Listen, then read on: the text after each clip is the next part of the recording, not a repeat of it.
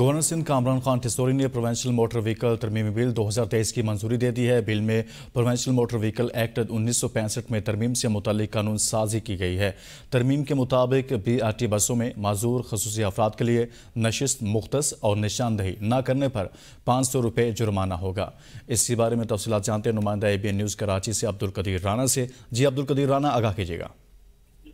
جی بالکل، گورنر سندھ کامران خان ٹھسوری نے provincial motor vehicle ترمیمی بل 2023 کی منظوری دے دی ہے۔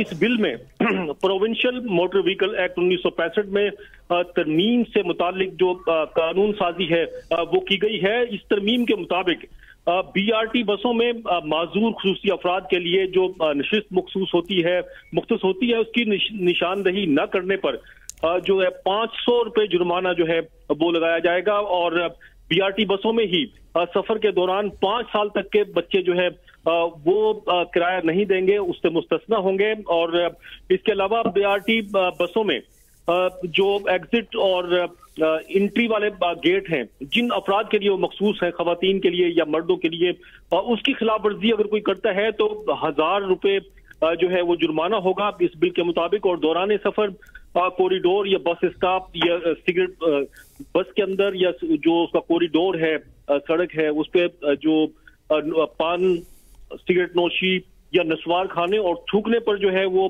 پابندی لگا دی گئی ہے، اور جو خلاف ورزی کرے گا اس پر بھی 1000 روپے جرمانہ عائد کیا جائے گا۔ جی ٹھیک، بہت شکریہ عبدالقدیر رانا، کراچی سے بتا رہے تھے۔